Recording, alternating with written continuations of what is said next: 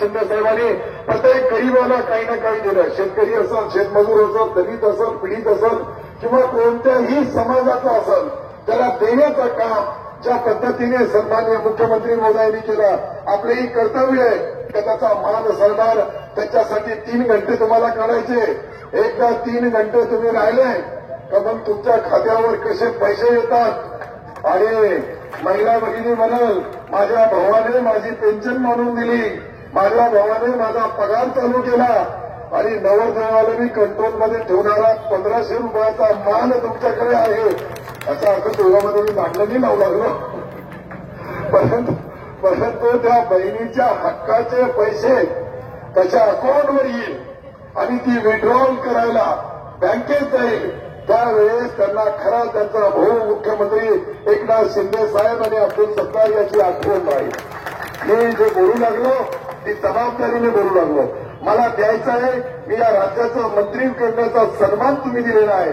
तुमच्या अनमोल मताच्या दानमुळे मी आमदार झालेलो आहे आणि त्याची परतफेड विकासाशिवाय माझ्याकडे कोणताही काम नाहीये.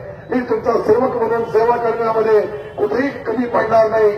अण्णाभाऊ साठे यांनी जे आम्हाला जी शिकवण दिली त्यांचे तुम्ही अनुयायी असाल तर मी त्यांचा पायी त्यांना मानणारा, त्यांना जाणणारा, त्यांचे लिहिलेले अनेक ग्रंथ वाचणारा, कादंबऱ्या वाचणारा एक कार्यकर्ता आहे. मी कधीही विसरू शकणार नाही.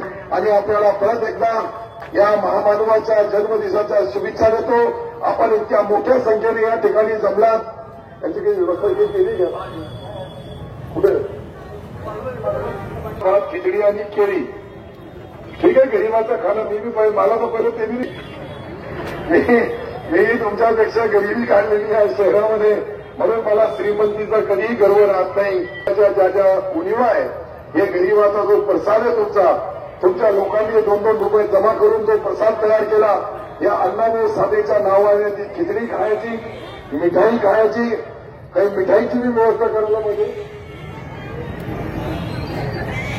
पब्लिकमध्ये लाखो लोक त्या ठिकाणी राहणार आहे, त्याच्यामध्ये सर्व जिथे बोलून दिलं तर नंतर जे काही आमदार बोलणारे, मंत्री बोलणारे ते आम्ही ऐकून घेतलं.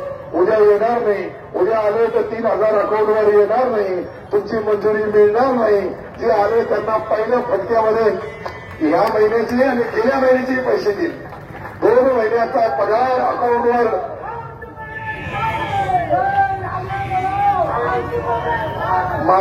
माझी सही शिवाय ती मंजूर होत नाही. त्याची पालकमंत्री आमदार टुईंग होणे नाही आणि दोन्ही असल्या कारणाने तुम्हाला न्याय देण्यामध्ये कुठेही कमी पडणार नाही. परत एकदा लोकशाही अण्णाभाऊ साठेंचा अरे मुंबईपर्यंत आवाज जाणार नाही, दिल्लीपर्यंत जाणार नाही तर भारतरत्न कसं मिळेल? मी आता एकदा बोलल आणि सर्व जरा चॅनलवाले असं घ्या रे बाबा, हे वरती येतो हो बाबा, त्यालाही करत नाही. फोटोवाले नकली, कॅमेरेवाले नकली पण बसलेले असली, हे सर्व असली लोक तुम्हाला मोठ्या मोठ्या लोकांच्या, मोठ्या समाजाच्या फार भावना समजतात. या गरीबाच्या भावना लक्षात घ्या.